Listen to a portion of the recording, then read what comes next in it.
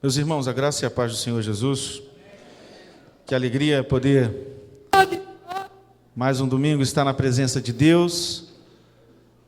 Esta feita estaremos nos sentando à mesa do Senhor e com o Senhor para ceiar. E eu gostaria que você abrisse a sua Bíblia na carta de Paulo aos Coríntios, capítulo 11. Carta de Paulo aos Coríntios, capítulo de número 11.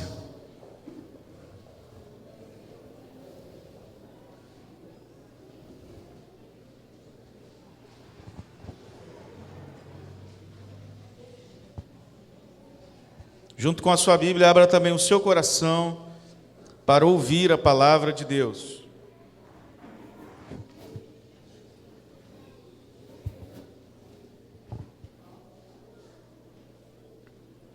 Carta de Paulo aos Coríntios, primeira carta de Paulo aos Coríntios, capítulo 11.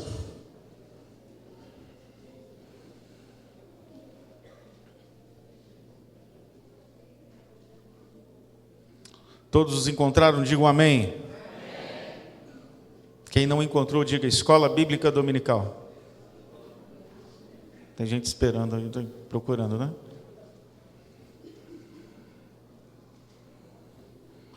Podemos agora? Amém?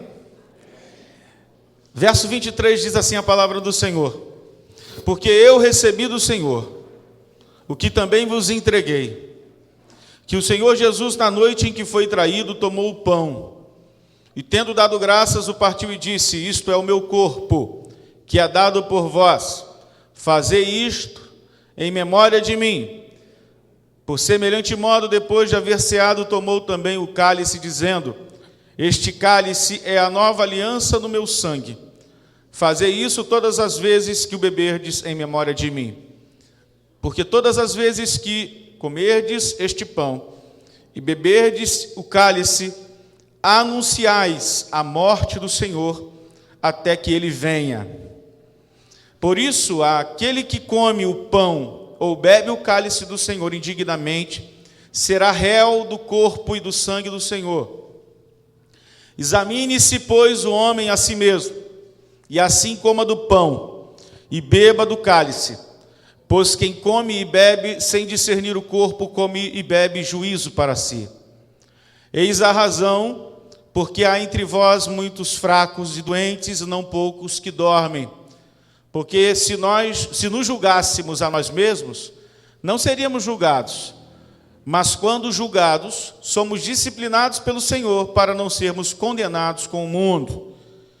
Assim, pois, irmãos meus, quando vos reunis para comer, esperai uns pelos outros.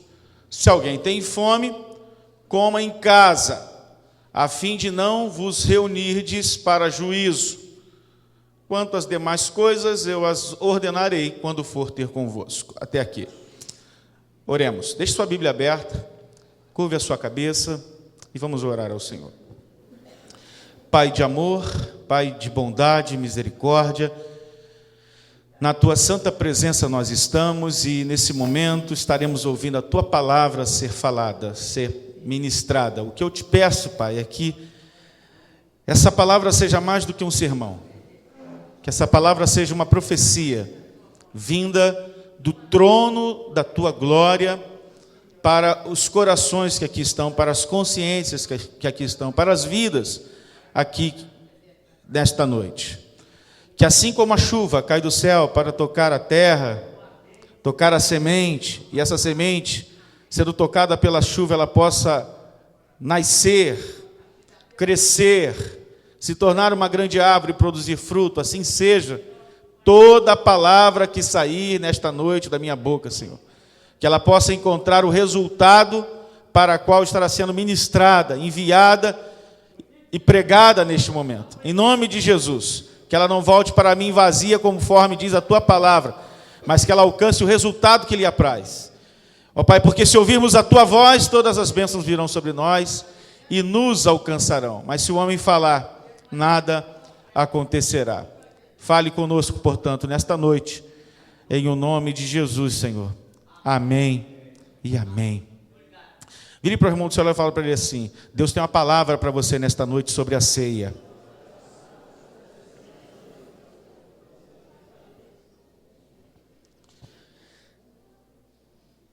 Se você tivesse a oportunidade de voltar no tempo para vivenciar uma experiência bíblica com Jesus, qual acontecimento você escolheria estar presente? São tantos, né? Mas talvez você preferiria estar presente no momento em que o Senhor Jesus Cristo inaugurou seu ministério terreno. No momento em que Jesus desceu às margens do Rio Jordão para ser batizado por seu primo, o profeta João Batista. Talvez você escolhesse estar presente ali para ouvir, muito mais do que as declarações de João sobre Jesus, de que este que estava descendo ali era o Cordeiro de Deus, mas você gostaria de estar presente ali para ouvir a voz do Pai, dizendo: este é o meu Filho amado, em quem eu tenho prazer. Seria maravilhoso estar ali, não é? Mas quem sabe você gostaria de estar presente quando Jesus transformou um lanchinho de um menino, 5 pães e 2 peixinhos, em um banquete para uma multidão de quase 10.000 pessoas. Ou ainda, quem sabe você escolheria estar presente quando o Senhor ressuscitou o único filho de uma viúva da cidade de Naim. Você gostaria de estar ali porque você gostaria de ver Jesus parar o cortejo fúnebre e, com o seu profundo olhar de compaixão, tocar o caixão do defunto, féretro. E você gostaria de ouvir Jesus dizer as mais doces e consoladoras palavras que os lábios de Jesus já proferiram a alguém, quando ele disse àquela mulher viúva, que havia perdido o seu único filho, dizendo assim: mulher, não chores mais. E de repente Jesus ressuscita o jovem. Só de pensar dá arrepios. Talvez alguém escolhesse estar presente ali. Entretanto, irmãos, se você me perguntasse qual cena, pastor Felipe, da vida real de Jesus o senhor escolheria para estar presente, se você pudesse voltar ao túnel do tempo bíblico, qual cena o senhor escolheria? Eu, particularmente, diria a você o seguinte: que dentre todas as cenas, dentre todos os acontecimentos, eu preferiria estar presente no momento da última ceia, celebrada por Jesus e os seus discípulos. Por algumas razões básicas. Primeiro, porque seria maravilhoso para mim poder me sentar ali e aprender dos lábios do próprio Senhor Jesus o significado da ceia. Essa é uma razão básica. Eu aprenderia que a ceia do Senhor é uma ordenança instituída por Jesus. Uma ordenança que deve ser praticada pela igreja até que Cristo volte. Os elementos da ceia, o pão e o vinho, são símbolos do corpo e do sangue de Cristo. Eu aprenderia que a ceia é um rito regular de recordação e é um selo de um relacionamento pactual entre o homem e Deus. Eu aprenderia com o vinho e o pão que eles comemoravam ali antecipadamente a morte vicária do nosso Senhor e Salvador Jesus Cristo, que morreria na cruz do Calvário. E o pão e o vinho, eu aprenderia que eles não se transubstanciam, isto é, eles não são transformados em substância corpo ou em substância sangue, mas que eles continuam sendo vinho e que eles continuam sendo pão, os elementos. Eu aprenderia que nós não temos a presença física e corporal de Jesus no momento da ceia, como pensava Martinho Lutero. Eu aprenderia a concordar com o pensamento do grande reformador suíço Zwinglio, que ensinava que Cristo está presente na ceia espiritualmente e simbolicamente. E que o verdadeiro significado vem da fé, através do gozo, da presença mística do Senhor Jesus Cristo em nossos corações, de um modo glorioso e real, ainda que indescritível. Eu aprenderia que a ceia, ela expressa a graça de Deus em Cristo e as bênçãos da sua aliança. Que a ceia comunica e confirma solenemente o engajamento dos regenerados no corpo místico de Cristo. Que ela é um cerimonial visível de um grande memorial. E memorial é uma lembrança com sentimento.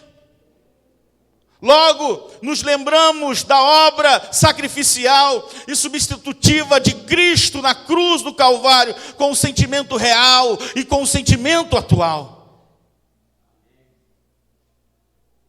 A verdade do memorial pessoal, ordenado, é passado ali como principal objetivo da ceia do Senhor. Queridos, eu gostaria de estar presente ali. Mas hoje eu tenho que olhar para o passado, para aquilo que Jesus realizou. Porque a ceia, ela me remete e me traz à memória a morte de Cristo, um evento que ocorreu há mais de 2000 anos atrás. E como disse Paulo aos Coríntios no capítulo 11, verso 26, porque todas as vezes que comerdes este pão e beberdes o cálice, anunciais a morte do Senhor. Eu aprenderia na ceia que a cruz, ela é o centro da mensagem cristã. Não há evangelho sem cruz de Cristo. No memorial da ceia, Jesus ordenou que sua igreja relembrasse, não do seu nascimento, não do seu ministério, não dos seus milagres, não dos seus sinais, não dos seus prodígios, nem mesmo da sua ressurreição. Mas Cristo ordenou que os seus discípulos lembrassem da sua morte. A ceia revela o servo sofredor, o qual agradou a Deus moê-lo para pagar o preço da nossa redenção. Portanto, devemos nos lembrar da razão de sua morte. Por que ele morreu? Como ele morreu? Por quem ele morreu? Eu aprenderia ali que a morte de Cristo, ela se encontra no centro da sua missão e que a fé cristã, ela pode ser resumida perfeitamente como a fé do Cristo crucificado. Como Paulo mesmo a resumiu. Isto porque a cruz, além de ser um símbolo universal do cristianismo, devido à sua centralidade na mente do próprio Cristo, a cruz é o eixo central do ensino de todo o Novo Testamento. Os evangelhos estão cheios de afirmações de Jesus sobre aquilo que ele veio fazer no mundo. E o que é extremamente interessante, pois ali não encontramos somente palavras que nos mostram quem Jesus era. Isto é, não fala apenas da sua pessoa bendita, mas os evangelhos também nos mostram a sua missão aqui. Não somente a sua vida maravilhosa, mas também a sua necessária morte de cruz. O evangelho fala disto. Os seguidores de Cristo sempre deram uma grande ênfase à sua morte. Isto é inédito e isto é extraordinário. Por quê? Porque o cristianismo, ele difere de todas as demais religiões do mundo. O cristianismo não lamenta a morte do seu líder como um fator determinante do fim da sua carreira. Para todas as demais religiões da terra, a morte, ela não tem razão em si mesma, importando somente a vida, o ensino e a inspiração dos seus líderes e o exemplo deles.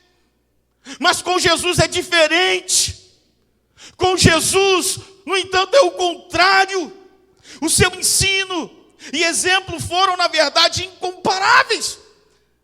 Mas desde o início, seus seguidores enfatizaram a sua morte. Vejamos os seus 3 maiores apóstolos, Paulo, Pedro, João. Paulo, pregando aos Coríntios, capítulo 2, verso 2, disse: pois eu decidi nada saber entre vocês, a não ser o Cristo e este crucificado. Pedro disse, na primeira carta, capítulo 3, verso 18, pois também Cristo sofreu pelos pecados uma vez por todas, o justo pelos injustos, para conduzir-nos a Deus. Ele foi morto no corpo mas vivificado pelo Espírito.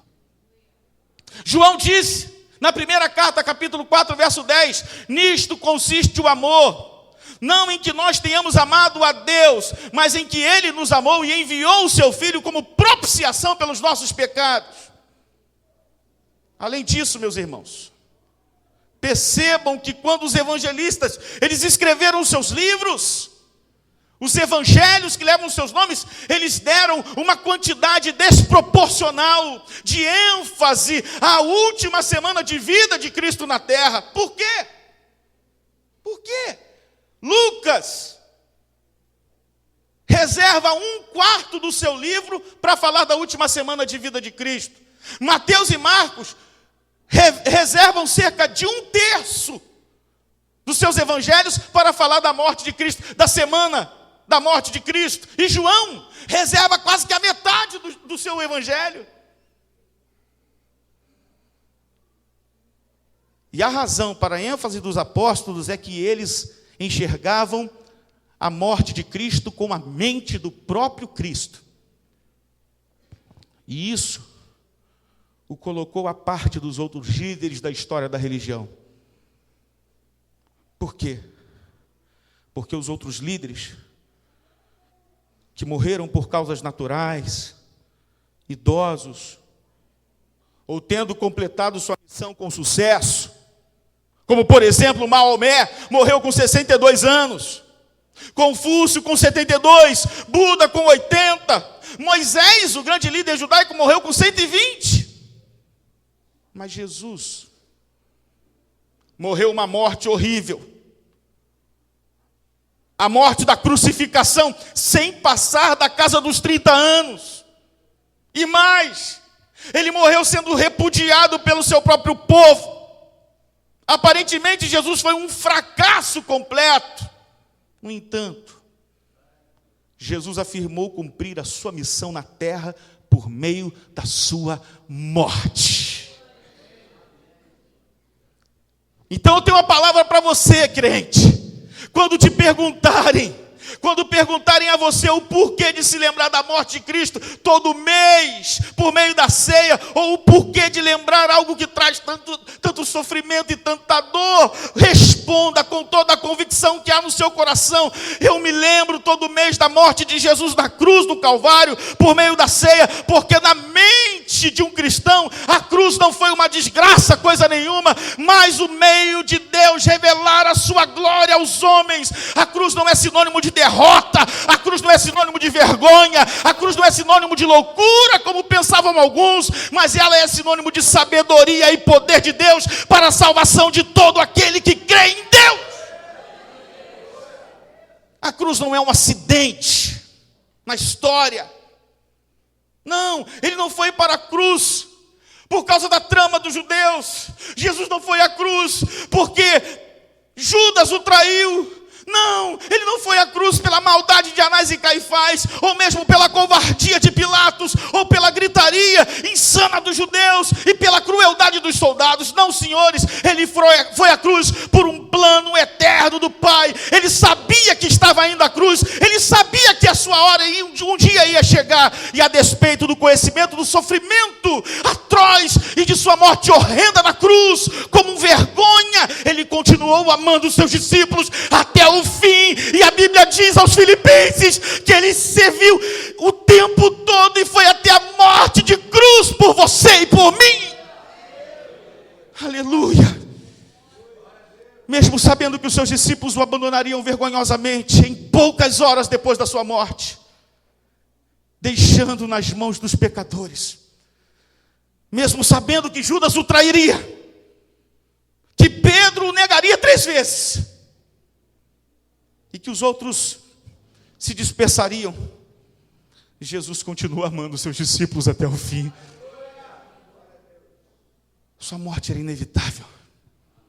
Ela deveria acontecer, ele dizia. E quando a sua hora chegou, quando a hora de morrer de Jesus chegou, numa noite fria e escura de quinta-feira, ele participou da ceia com seus discípulos. E ele deu instruções deliberadas acerca do seu próprio velório. Antecipadamente ele disse assim: vocês deverão tomar o pão, partir o pão e comer o pão em memória do meu corpo, em memória do resgate que eu fiz por vocês. Depois vocês vão ter que tomar o vinho, beber o vinho, em memória do meu sangue que foi vertido na cruz do Calvário, derramado por amor a vocês. A morte de Cristo fala conosco por meio dos elementos, o pão partido e o vinho que é derramado. Foi assim que o mestre deu instruções básicas sobre como ele gostaria de ser lembrado até o fim. Ele gostaria de ser lembrado pela ceia. Por isso eu gostaria de estar presente ali. Uma segunda razão básica, porque eu gostaria de estar presente ali e não em um outro local, um outro fato, outro acontecimento, é que além de ser um privilégio poder participar e aprender de Cristo, o que significa a ceia, e eu acredito que nesse momento você deve ter ouvido aqui, como eu aprendi o que significa a ceia. Eu poderia também, em segundo lugar, participar de um momento íntimo com Jesus. E para mim isso seria um privilégio. Seria extraordinário. Eu gostaria de estar presente ali para ouvir da boca do próprio Jesus o significado da ceia, mas mais do que isso, eu gostaria de estar presente ali para comungar com Cristo. Somente os 12 participaram, irmãos.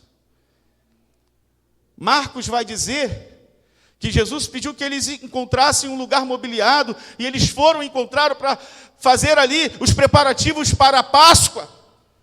E foi naquele momento que Jesus instituiu a ceia. Só os 12 estavam presentes.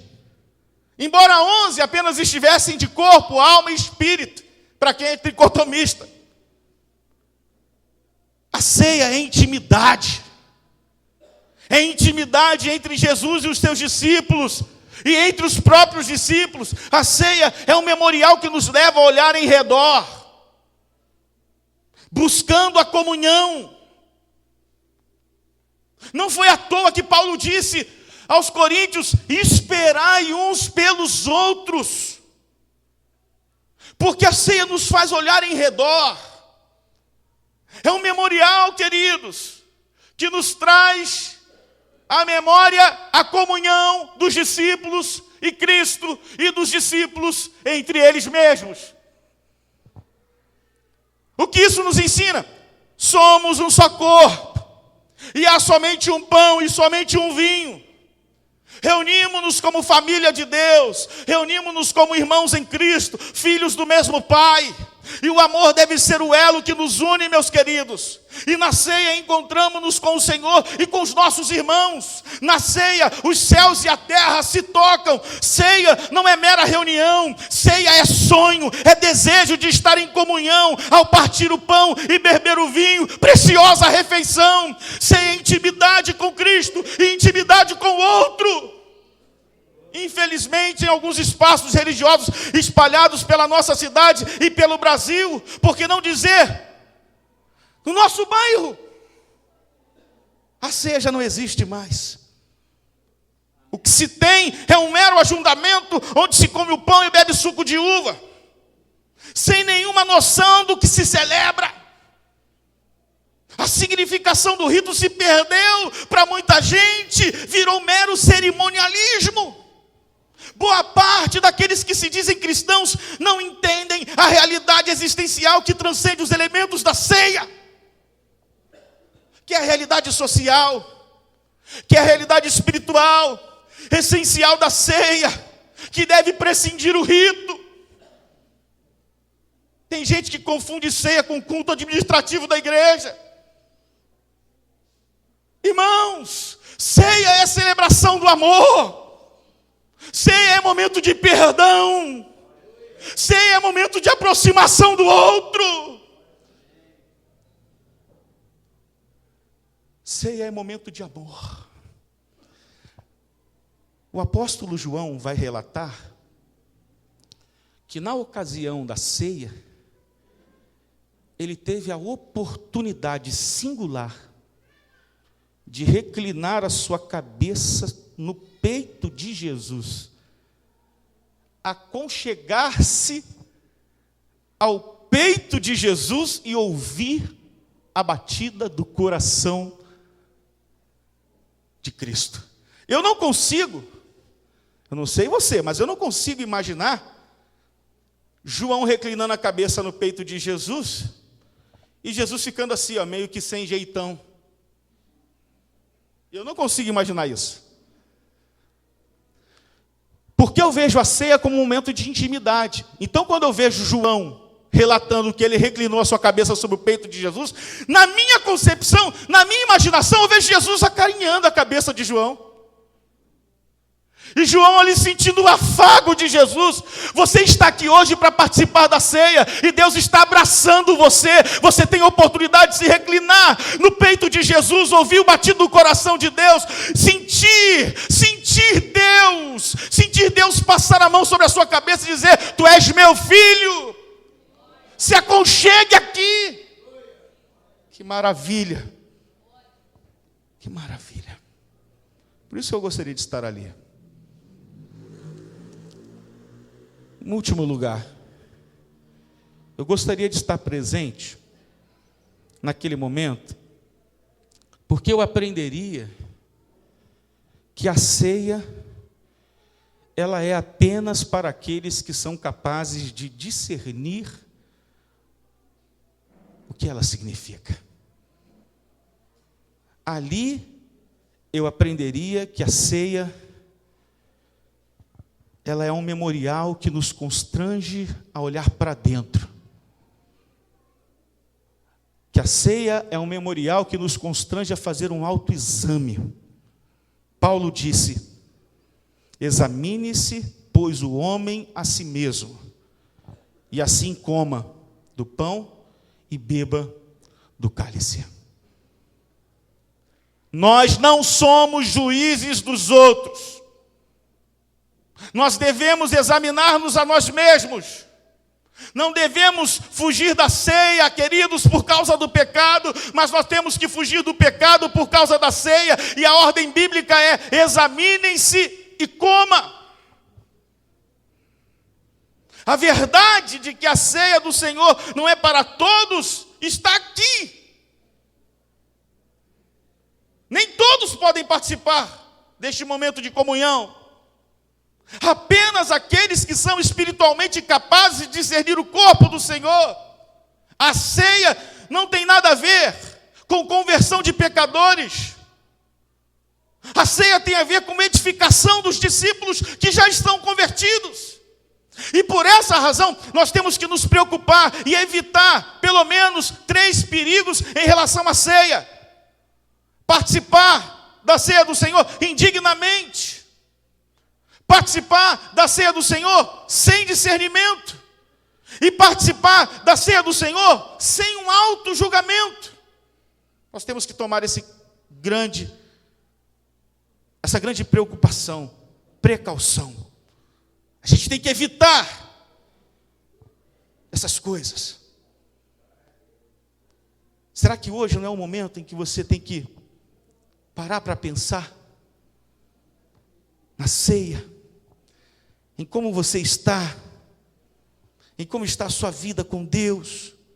Será que não é o momento de você discernir o corpo do Senhor Jesus? Não é o pastor, juiz sobre a sua vida. Você é o juiz deste aspecto.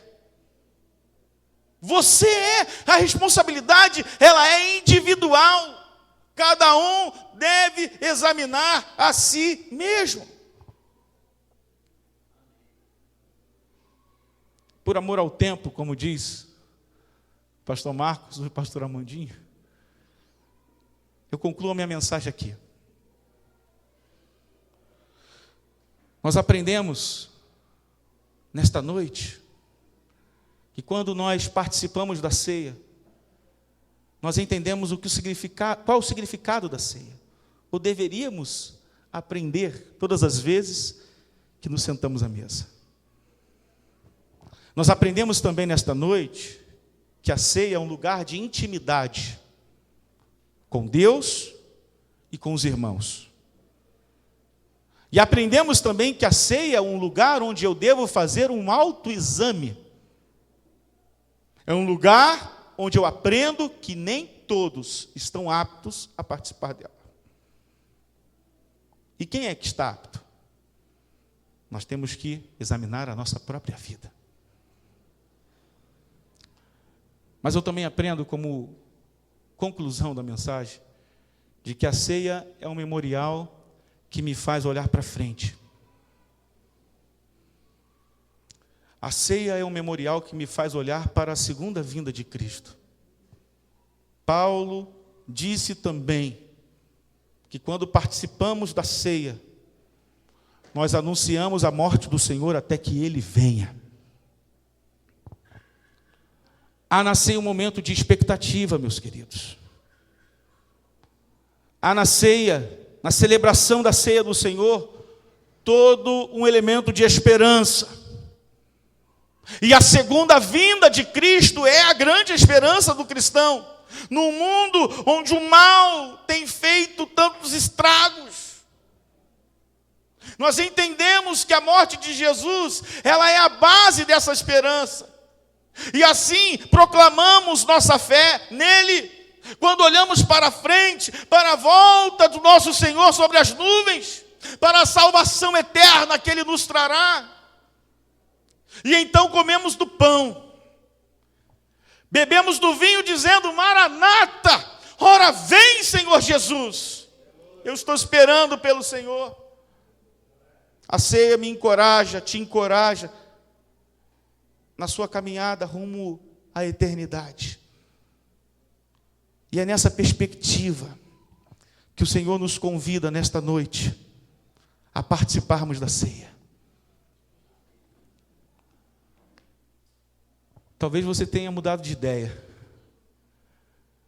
No início eu perguntei qual cena você gostaria de estar presente. Você deve ter pensado um monte, né?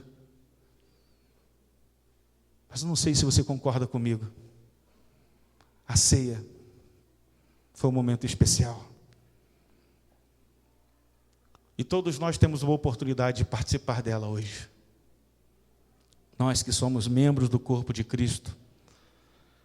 Nós que somos salvos, lavados e remidos do sangue do Cordeiro. Nós que fomos alcançados por tão grande amor. Nós que já centralizamos a cruz na nossa prática cristã, nós temos a oportunidade singular de participarmos da ceia. Eu gostaria então de pedir a você que fique de pé.